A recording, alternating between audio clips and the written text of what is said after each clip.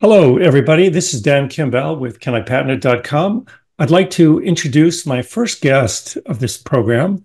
It's a good client of mine. It's a good friend, actually, Les Connard. Les Connard is in the business of making solutions for concrete and dealing with the waste of concrete. And he's gone through quite a journey over the years, and I think he'd be very interesting to talk to. So, Les, let's take it away. Can you introduce yourself, Les? Yes, hello. My name is Les Connard. I'm with Washout Watchdog, and I filed for a patent back in 2004 before I met Dan. And I was lucky enough to receive a patent on it. And so I've been producing this product since 2004. And when I wanted to do another patent, I searched out for a different patent attorney because I didn't have a good relationship with my first man. And when I met Dan, it's been just fantastic. We probably applied 7 to 10 patents. Many of them I haven't moved forward on, so we've gone with provisionals. But I have a number of things that I'm excited about. So yeah, my journey started with me patenting my product by accident. I had a friend who was a lawyer. I told him my idea, says we should patent it. And he patented it, and the patent office wrote back and said he can't. He's just a regular lawyer. You need a patent attorney. So we found one. We patented it. Fortunately, we got our patent through that. And then since then, I've met Dan, who's really come to understand what my passions are and trying to solve things for the concrete industry. And Dan's helped me write a number of patents for all kinds of different things. Yeah, thanks, Les. So let's have another question for you. Okay. In your mind, what role has intellectual property law played in your business success? Can you share an instance where protecting or leveraging your IP was crucial to your business? Well, it's very crucial for my business because I'm in such a small niche market that if I weren't able to charge a premium price, meaning that if I had people who could make what I make, there's no way I could survive business. So I'm able to charge, it's a fair price, but it's a high price because there's so little volume that I've got to support, 2 buildings, a staff of 5 people, and there needs to be enough price range in that. So if somebody could compete directly against me and cut my product in half, there'd be no way I'd stay in business, nor would they, but they wouldn't know. Yeah, that's so true. Patents have power as shields and swords. So as a shield, you can protect against people attacking you, and as a sword, you can go out and pursue infringers. So yes, patents have a big impact on a lot of businesses. Another question, follow-up is, have there been a lot of cases where you decided you didn't want to get patents or didn't need them? And then how do you do your internal cost-benefit analysis when you make this decision? Well, that's great. Well, it always starts with a phone call to you, which is Oh, fun. thanks. Yes. And what happens then is that we discuss it. Is it even patentable? Right. And then if it is patentable, most of the time I want a year to play with it because it's just a new idea that I want to get out there, but I want to protect it. And so I can't really talk to people about it until I filed that provisional patent to protect myself. And so that's what I normally do. I've got at least 7 provisional patents that we didn't move forward on. And there's probably at least another 7 products that you advised I wouldn't get a patent on that. I would just move forward in business and see how it goes. Yeah, that's exactly right. Many successful products aren't covered by patents. It doesn't mean you shouldn't pursue them. It just means you shouldn't pursue patents because A, you couldn't get them, or B, it would be so narrow, it wouldn't be worth your trouble. So everything involves a cost benefit analysis, in my opinion. And I think you're a good example of somebody who can make those evaluations very clearly. Okay. May I just kind of give an Sure. example of that? We just invented the cube tray, and I talked to you about it. And it's like, that's probably patentable, but it's so expensive to make, nobody's even going to come in and try and steal the idea. So I don't have to, I'm not going to be able to charge an exorbitant amount for this product. And so I'm not protecting it just simply because it's so price sensitive that it doesn't make sense to spend the money on that. So, Yeah, yeah. yeah. Yeah, one thing that some people do, I know we haven't done it in your field, but sometimes people just publish things just to get them out there, and now it's in the public domain. So they can't be accused of infringing someone else's patent. Let's say we were wrong and somebody tried to get a patent on that idea and they were Yeah. successful. I hate it when that happens. You tell somebody it's not patentable and then somebody else gets a patent on something similar. So one tool that can be used is you just go ahead and publish it and you just disclose it. So now it's in the public domain. So somebody can't claim I invented it because it had been invented by you and you Yes. disclose it to the public. So that's an easy, cheap way to protect yourself against being attacked by somebody who steals your idea and uses it against you. Yeah. A next question I have is, the changes in your industry and, future strategy. Looking back at your entrepreneurial journey and moving forward, have you reflected on how, what you should have done or could have done and how it might have turned out differently? From all your experience, I mean, experience is a tough teacher, but something that we all, can get benefit from. Well, again, my first phone call is always to you. So patenting something, protecting my idea is chief importance to me. Not so much to get the patent, but this could be a really big idea. I have no idea. And it may fit into a protected area so that if I do get a patent, it will allow me to charge a premium price so that I can make a good business out of it. Because if I'm just fighting everybody else in the market to make something, it makes it difficult. So I would say that I was fortunate that the person I shared my idea with was a lawyer, said, let's patent it. I wouldn't have patented it on my own because I had no idea. But once that happened, then I realized the value of the intellectual property. And so then every idea that I've had since then, I've contacted you and we've gone through it. And a lot of times it's just like, we just need a year to see if there's even a market for this. And if there isn't a market for it, then we decide at the end of the year, do we pursue it anyway because we're sure it's going to sell? Or do we let it go to public domain, and we'll compete just on price? Yeah, that's a good evaluation. I always tell new clients when I meet them, one of the first things you need to do is decide what's the business model. Is there really a way to make money from it? Otherwise, you're just, playing around and spending money. And who wants to do that? You'd rather just take a vacation, Yes. go out to dinner. There's other things you can do with your money than wasting it on useless patents, right? But That's but a lot of things can be very beneficial with patents, but you got to do it strategically. You talked about provisional patent applications. I think we should explain that a little more to listeners. So, provisional patents are real patent applications. They're filed, they establish a priority date so that you can use them within 1 year to file a regular utility patent that will be examined and will hopefully ultimately issue as a patent with claims and giving you protection.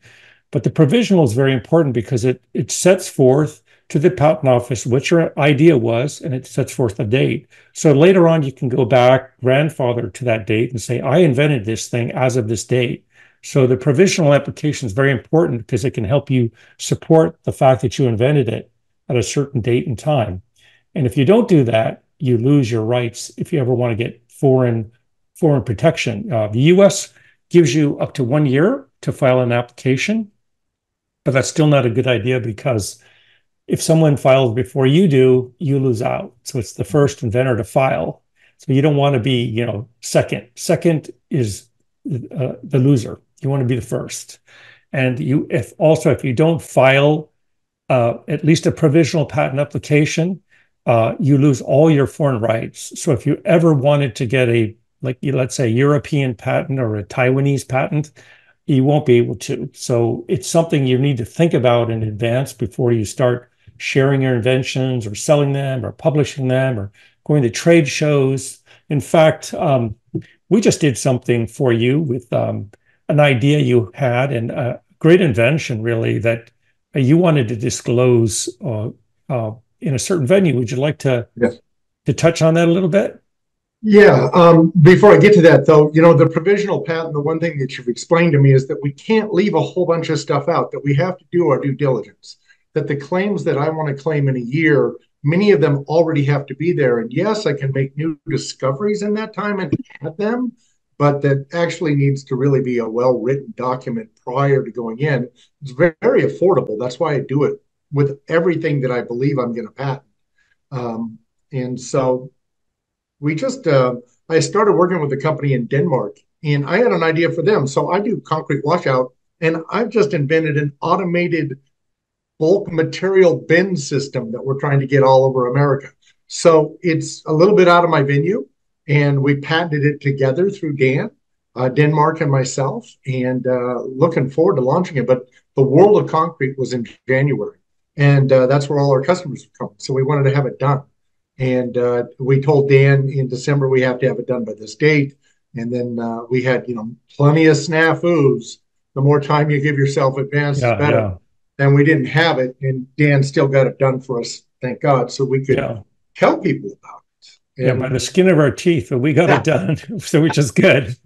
So long as it's done on time, it's fine. Yes. So you were able to display it at the show, talk about it, and I think you said you already got some customers. So yes, well, and the other thing too, just so people understand, I invented a bulk material bin system. They've been around for hundreds of years, right? So it's not like nobody's ever made a place that holds rock and sand up in the air. But by working with Dan, we were able to secure a patent by having many strong claims. Right. And we haven't got the patent yet. Right.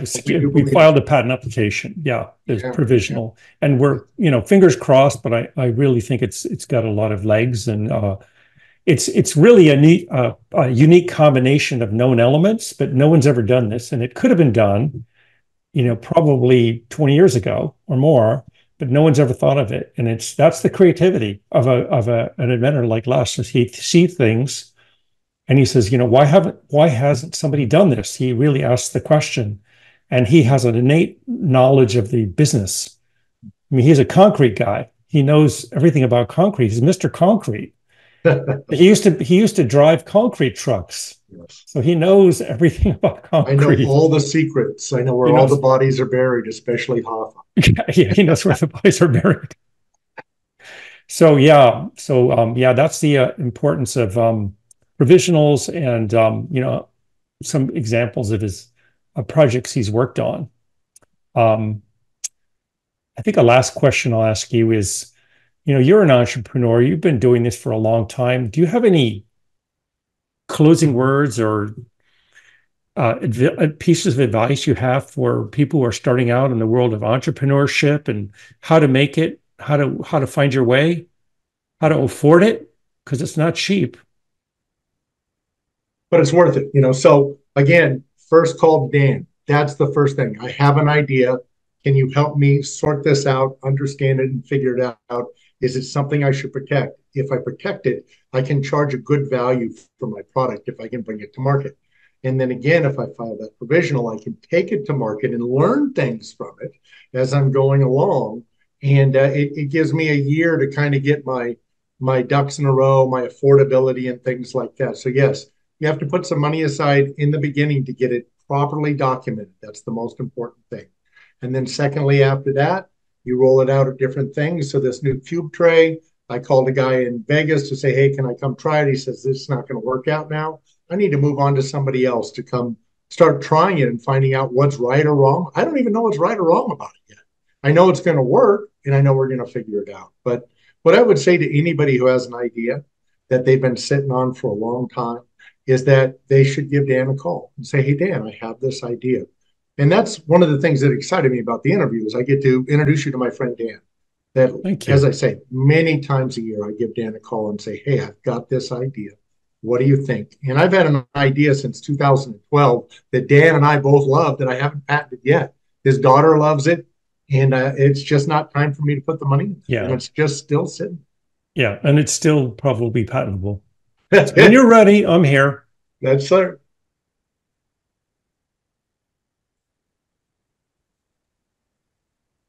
Very good. So just go ahead, tell a story, talk. So, I was on a tour with my wife last fall, and we went to Spain and Portugal. First time I've been, and I loved it. Food was excellent. People were super nice, and beautiful country, particularly Spain.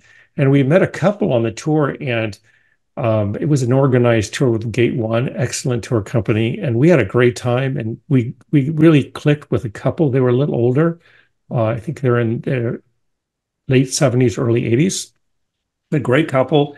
And he was a very successful business person, and he worked for Airgas, and he was in charge of their ammonia program. And he came from Iowa, and it was a farmer. He started out as a farmer. He ended up selling his farmland and going into real estate. So he was developing real estate.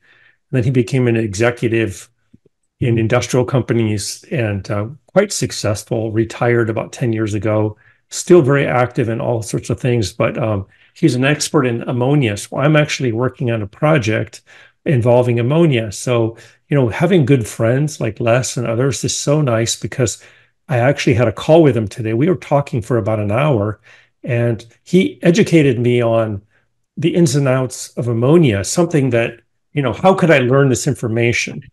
And he knows it so well. And so after this discussion, he said, "I'm sorry, Dan, I can't really help you." I said, no, you helped me tremendously because you told me one way that's not going to work. So I'm not going to waste more time because you know more about ammonia than I'll ever know in my whole life. So it's just like relationships are so important. And quite frankly, a relationship with your IP attorney is an important relationship. If you have a good IP attorney, it doesn't have to be me, but it could be anybody who you trust, who's going to give you accurate information, who's going to tell you, go, no go. I mean, somebody has to be optimistic, but they have to be realistic also.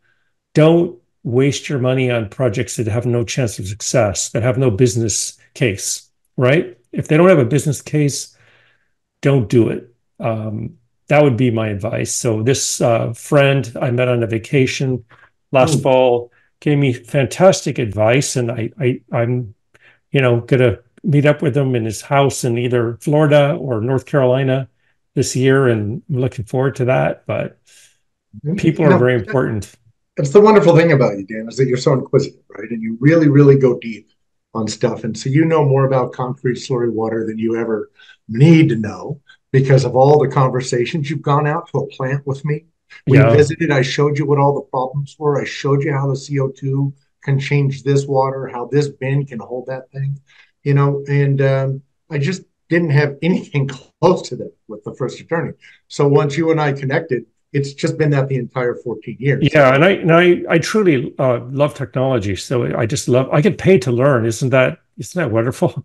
It is. It's a fantastic job. I get to meet great people and learn stuff and play around with science and help them develop their businesses. It's very satisfying and gratifying, and we can do some good, right, Les? Well, when I talk to you about crushed concrete, which I want to be the king of crushed concrete, Dan immediately goes, "Oh, you can put them in those baskets, and that'll help absorb CO2." So, I mean, it's not only just like it's like just talking to a friend, just going, "Hey, why don't you try this? Why don't you try?" And that's just a product I didn't even think about as I was talking about paving large lots of land. Well, we can pave walls of concrete that absorb the CO2 and make the world a little bit greener. Yeah. There's just so much concrete, waste concrete now, and people have to pay to haul it away, and you actually turn garbage into treasure. Yeah, that's fantastic. Everything really is taking some base material and you add intelligence to it, and the value goes up, and it improves the world. Right? That's what it all comes down to. Yeah. Speaking of intelligence, I wanted to talk to you about artificial intelligence. So, where do you think that takes us in the IP world? Where does that take us with artificial intelligence? Can it be trusted to help me? I think it's a tool. I think as long as you view it as a tool and you use your own intelligence, because I don't think AI is quite ready to replace a creative, intelligent person who knows a business innately, but it can come up with some ideas. I mean, I frankly use AI tools almost every day, and it gives me ideas, but I don't trust it 100%. As somebody said, it's the best bullshit machine in the world, and I agree. But sometimes it's right, sometimes it's wrong, but it's another tool to leverage your brain Mm. And if your brain is good, it'll leverage it well. If you don't know what you're doing, it'll give you wrong information and you'll just parrot it back and it'll be wrong. Yeah. So it really relies on the user, Mm. but it can be a good tool. So we'll You see know, what happens. I don't think we're going to be replaced by AI quite yet. Maybe eventually. They're talking about by 2049, AI will be a billion times stronger, a billion times smarter than the smartest person in the world. It's like, I mm, don't even know what that looks like. And what does that mean? mm. Like, will they be a billion times stronger or smarter than Albert Einstein or Sir Isaac Newton? I mean, what does that even mean? I just hard to wrap my head around. I agree, and I consider myself gifted in finding simple solutions for problems that are sitting here. So I'm always, my whole life I've been able to go, oh, the fastest way to do that's this. And so that's all my first invention was a bucket and a hose going to a tank. Wasn't rocket science, right? And so But it worked, and it it was was simple, patentable. Yeah, and it it did. didn't break, That's and it it. was There's cheap. a It lot had of, all the yeah. things, like what makes a successful invention? It has to be a big improvement. It has to be cheap. You have to be able to roll it out. People have to Mhm. understand it. People have to like it. You have to be able to manufacture it at an affordable cost. There's a lot of things that are like, wow, it's really great. It's a great science experiment. It can never Yeah. be made because it's Yeah. too expensive. So it's completely useless, right? Well, it's not completely useless. It's science. Yes. Maybe it's basic science, but it's not gonna roll out unless somebody figures out how to make it work. Having $1,000 solution for a $10 problem ain't gonna fly, right? Exactly. It's not gonna fly. You have to have the other. Exactly. You have to have the reserve, the reverse. A ten Exactly. dollar solution for $1,000 problem all day long. I was out on a job site and I was talking to a guy about the next thing I'm about to do, and he goes, "How much would it cost to do that?" I go, "About $300-400." He goes, "All day long. I'm going to do it all day long. I've got 6 locations with hundreds of trucks. I need this done on all of those trucks, right?" So Yeah.